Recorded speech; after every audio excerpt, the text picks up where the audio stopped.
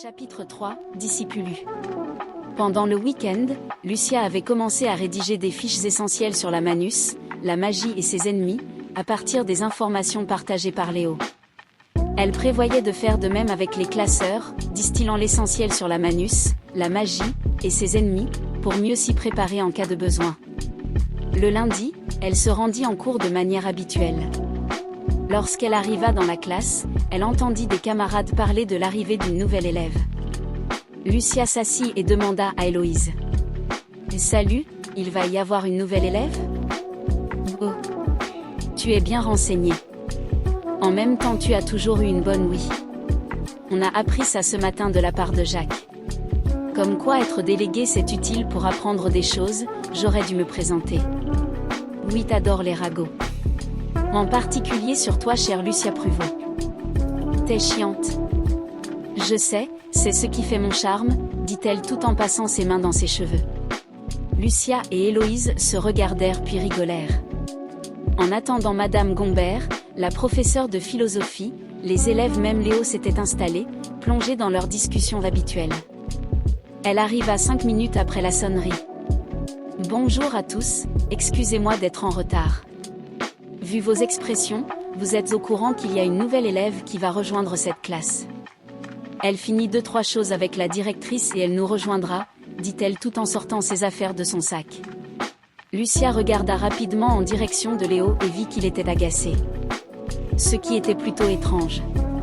Même s'il appréciait la philosophie, en aucun cas il n'était agacé par une digression de la part de la professeure. Au bout de 15 minutes de cours, les élèves entendirent frapper à la porte. La professeure alla ouvrir. « C'est vous. Je vous en prie, entrez, dit la professeure tout en tendant sa main droite vers la classe. Entra alors une personne féminine, élégante, de grande taille, avec de longs cheveux, elle semblait avoir des origines arabes au vu de son physique. La professeure continua. « Je vous en prie, présentez-vous. Bonjour à toutes et à tous, je m'appelle Ara N. Je viens de déménager pour le travail de mon père, maintenant j'habite à Boulogne-sur-Mer et avant je résidais à Paris. J'ai 17 ans et je suis heureuse de tous vous rencontrer. » Lucia regarda discrètement Léo car elle ressentit quelque chose dans sa direction. Il faisait des yeux noirs vis-à-vis d'Ara, Lucia ne comprit pas la réaction de Léo. C'était la première fois qu'elle le vit comme ça face à une personne. La professeure poursuivit. « Bien Ara, choisissez où vous asseoir. Asseyez-vous à côté d'un camarade qui vous fournira des cours. » « Très bien, je souhaite être assise à côté de Léo, dit-elle de manière heureuse. Tout le monde fut surpris, même la professeure. « Vous vous connaissez ?» demanda la professeure. « Oui, depuis un moment. On s'est juste perdu de vue pour différentes raisons. » La voisine de Léo, Amandine, rangea ses affaires pour changer de place afin de la laisser à Ara. Léo regardait par la fenêtre avec un air agacé tout en ignorant Ara. « Très bien, reprenons le cours. Vous aurez tout le temps d'échanger à la pause. Monsieur Dumont, soyez aimable et prêtez vos cours à Madame N. » Léo passa ses cours à Ara sans daigner la regarder, mais cela ne semblait pas la déranger. Durant le cours, Héloïse glissa à Lucia, un sourire espiègle aux lèvres. « Ne me dis pas que tu es jalouse d'elle ? » ?»« Pourquoi ?» dit Lucia sans broncher. « Oh non, pour rien. »« Laisse tomber, ce n'est pas grave, » répondit Héloïse, un peu surprise. Lucia avait réussi à dissiper les soupçons, cela allait peut-être éviter qu'Héloïse fouille de trop. Lucia voulait uniquement savoir qui était Ara, si elle faisait partie ou non de la Manus au vu du comportement de Léo. À la pause, il sortit directement de la salle de cours, Ara s'empressa de le suivre de manière enjouée suivie par certains curieux. Lucia sentit son téléphone vibrer, elle le regarda et vit un message de Léo. « Ce soir, rendez-vous après les cours au gymnase. » Léo fit tout son possible pour éviter Ara, esquivant chaque interaction avec une froideur calculée, jusqu'au cours de sport. Le cours de sport portait sur du handball, Lucia et Léo étaient dans l'équipe rouge alors qu'Ara était dans l'équipe bleue. Au milieu du match, il y eut un échange de dribbles endiablés entre Léo et Ara qui étaient en pleine forme durant tout le match. Léo était bon au handball mais c'était la première fois qu'il se donnait à fond pour surpasser largement Ara. Cet affrontement fit passer la balle de Léo à Ara une bonne dizaine de fois en l'espace d'une trentaine de secondes sans qu'aucun autre élève ne puisse intervenir. Au final, Léo gagna ce duel et Ara et son équipe perdirent le match. À la fin des cours, Lucia alla directement au gymnase. Comme l'autre fois, il n'y eut personne pour la voir faire. Léo avait sûrement dû prévoir le coup. En entrant dans le gymnase, elle vit Léo et Ara qui étaient en train de se disputer mais la présence de Lucia les arrêta. Léo avança vers Lucia. « Bon, il y a pas mal de choses dont je dois te parler avec Ara qui va mieux se présenter, dit-il tout en étant encore agacé. Ara alla aussi vers Lucia, puis elle lui prit les mains, ce qui la surprit un peu. « Toi et moi on va bien s'amuser.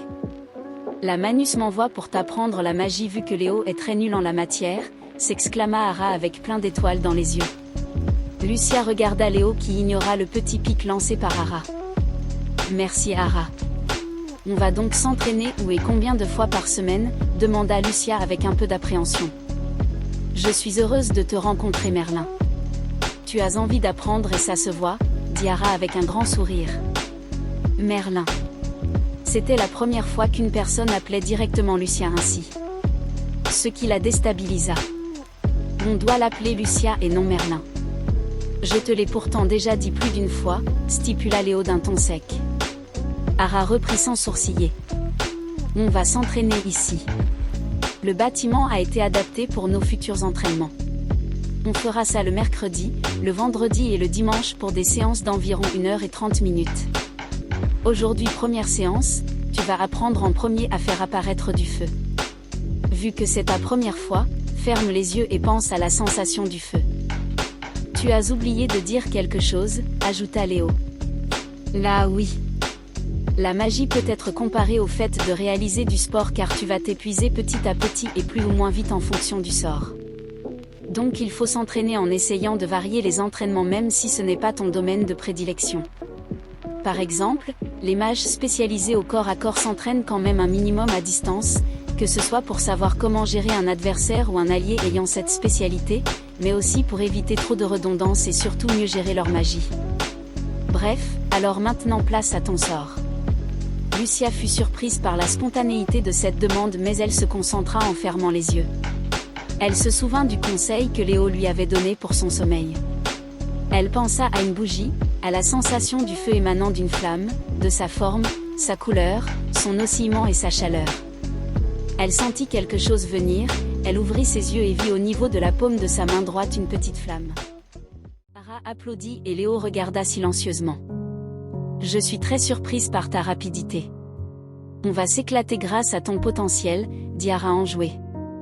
Lucia réussit à brûler une feuille à 4, à faire aussi en l'espace d'une heure de la télékinésie avec un ballon de handball en pensant au fait de le toucher, apparaître de l'eau au point de remplir un tube à essai en pensant à une douche et créer du vent en faisant envoler une feuille en pensant au bourrasque. Mais au moment de l'électricité elle expliqua qu'elle ne connaissait pas la sensation de cet élément. Ara lui prit la main tout en la regardant droit dans ses yeux. Ça risque de piquer un peu. Lucia n'eut pas le temps de réagir qu'elle reçut une décharge électrique de la part d'Ara. Elle serra les dents et réussit ainsi à faire apparaître de l'électricité et alluma une ampoule qu'elle tenait dans sa main droite sans la faire exploser. Ara était très enjouée par les fulgurances de Lucia mais Léo demanda.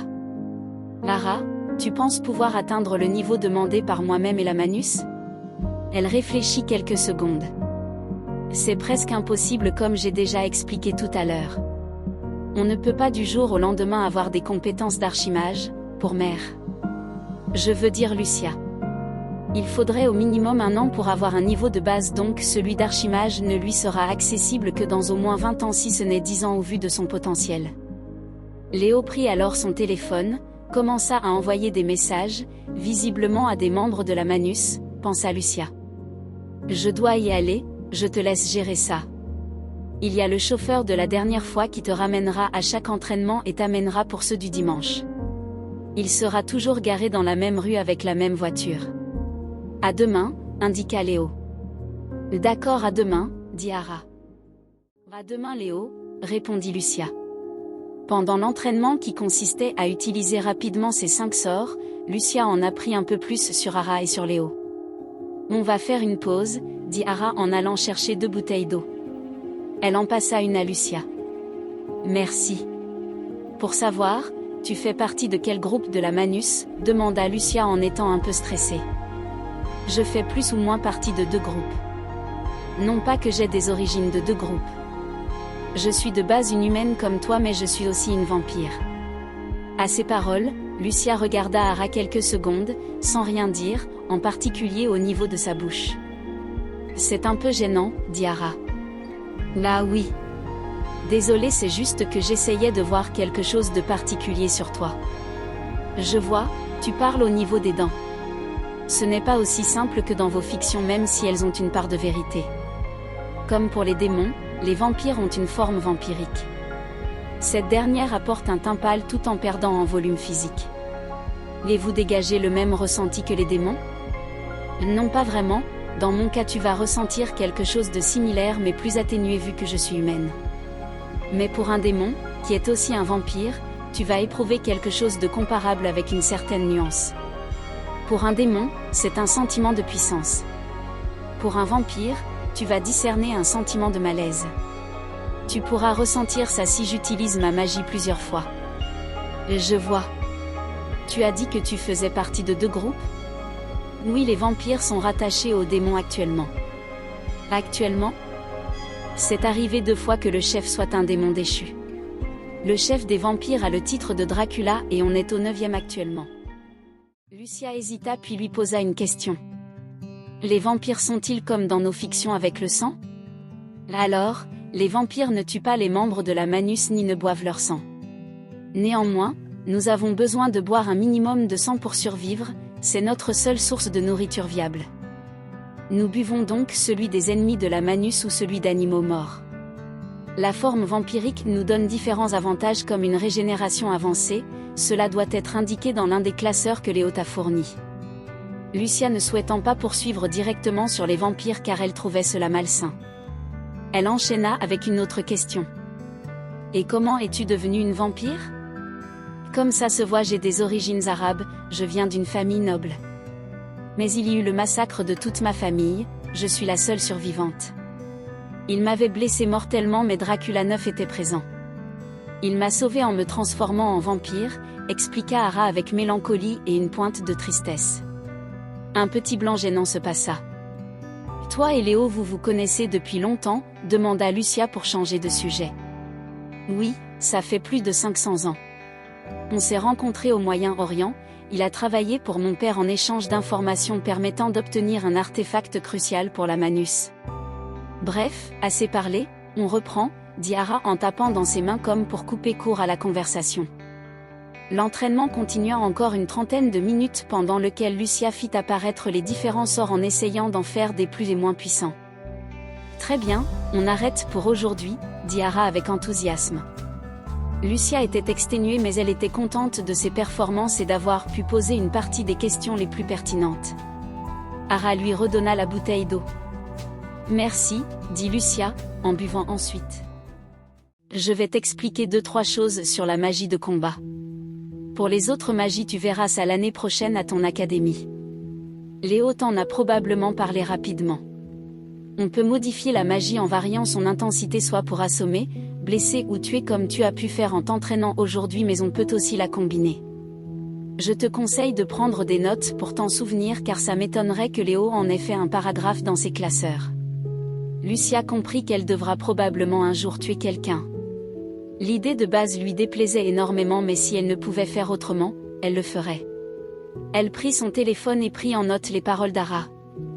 Tu peux faire accélérer la vitesse de projection de tes sorts en les combinant avec celui du vent mais il ne faut pas abuser de sa puissance sous peine de nuire à l'efficacité du sort de base.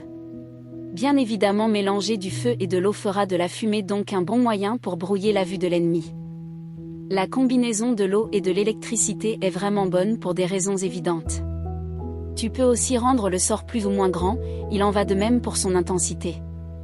Les plus forts magiciens ou sorciers peuvent rendre un sort puissant tout en ayant une grande taille. Une autre particularité est de pouvoir modifier la forme du sort, par exemple en forme de boule, de trait ou même de carré. Pour toutes les possibilités, il faut bien évidemment connaître les règles, ses capacités avec ses forces et faiblesses. Pour bien réussir en magie, il faut s'adapter à son environnement et à son adversaire.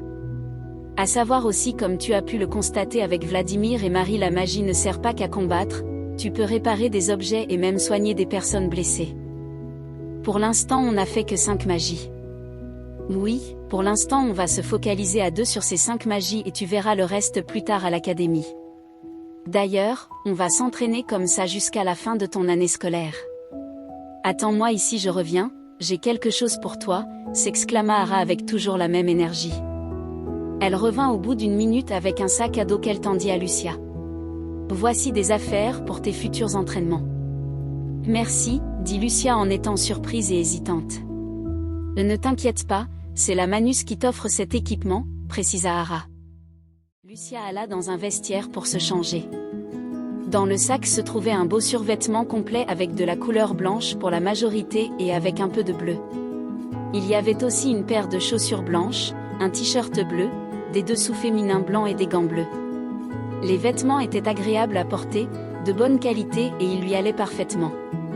Lucia revint et dit à Ara. Merci de m'avoir apporté toutes ces affaires. En plus j'aime bien la couleur du survêtement. C'est normal, Léo n'avait pas pu aller chercher ses affaires. Comme tu peux t'en douter, tes vêtements sont faits spécialement pour nos entraînements. Ils sont souples et bien plus résistants que de simples vêtements humains. À ces mots, Lucia repensa aux vêtements déchirés de Léo lors de l'affrontement de la dernière fois, ils devaient être d'origine humaine et non de la Manus. Une question trottait dans la tête de Lucia. Comment la Manus a su pour mes mensurations et pour ma couleur favorite ? Pour tes mensurations, ta mère nous a donné ces informations, mais pour la couleur c'est différent. Chaque groupe de la Manus possède une couleur spécifique, le blanc pour les humains, le vert pour les elfes, le marron pour les nains, le doré pour les anges et le noir pour les démons. De plus, il existe des nuances de ces couleurs en fonction de la faction dont fait partie un membre de la Manus au sein d'un de ces groupes. Mais Léo nous a dit que ta couleur préférée était le bleu, ce qui explique les quelques nuances de bleu. Ah aussi, on a choisi le style d'un survêtement pour que ça passe inaperçu si quelqu'un fouille ton sac. Lucia fut surprise que Léo connaissait sa couleur préférée. Elle avait dû en parler une fois en sa présence. Elle se dit alors que Léo avait une excellente mémoire. Tu as mon adresse et numéro de téléphone, demanda Lucia. J'allais justement en parler, j'adore comment tu anticipes. J'ai tout ce qu'il me faut sur toi, c'est donc à moi de te fournir mes infos, dit Ara avec un grand sourire, ce qui fit un peu rire intérieurement Lucia tandis qu'Ara lui communiquait son adresse et son numéro de téléphone. Tu peux aussi bien m'appeler ainsi que m'envoyer un message, ça ne me gênera pas, quelle que soit peu importe l'heure, précisa Ara. D'accord, merci. Bon, je dois rester ici pour ranger et vérifier l'état de la salle. Je te laisse te changer et on se revoit demain en cours. D'accord, bonne soirée, dit Lucia en partant. À toi aussi, bisous, répondit Ara qui avait été plus que ravie de cette journée. Lucia alla directement rejoindre le chauffeur, elle ouvrit la portière à l'arrière et entra. Bonjour monsieur, dit Lucia. Bonjour madame, je vous conduis chez vous, demanda Andrew. Oui s'il vous plaît. Merci. Pendant le trajet Lucia agença ses notes tout en modifiant certains points sans parler au chauffeur. Le chauffeur déposa Lucia chez elle et dit « Nous sommes arrivés, je vous souhaite une bonne soirée. » Merci, à vous aussi. Au revoir, dit Lucia en descendant de la voiture. Elle rentra directement et vit ses parents dans le salon. « Salut papa, salut maman. Je vais aller prendre une douche. »« Salut, » dit son père. « Bonsoir, tu ne veux pas nous parler de ce que tu as fait à ton entraînement ?» demanda sa mère. « Je comptais prendre une douche car j'ai un peu transpiré. Mais si vous voulez. » Alors, j'ai appris à utiliser 5 sorts, le feu, l'eau, le vent, la télékinésie et l'électricité. Pas la totalité ? S'étonna son père. Cela surprit Lucia mais Léo et la Manus avaient dû leur en parler. Non, le reste ça sera à l'académie. Et ça s'est bien passé ? Ajouta son père. Oui, c'est une nouvelle élève, si on peut dire ça, qui m'a entraînée. Elle s'appellera N. Par contre, je ne sais pas si c'est son vrai prénom et son vrai nom. D'accord, tant mieux si ça a été, dit sa mère. Bon, je vais aller me laver, indiqua Lucia en montant. Une fois dans sa chambre, elle vit un message de Léo. Alors tu penses quoi de ton entraînement? Lucia répondit directement. Assez déroutant sur différents aspects mais fort intéressant. Je vais tout donner pour faire le mieux possible.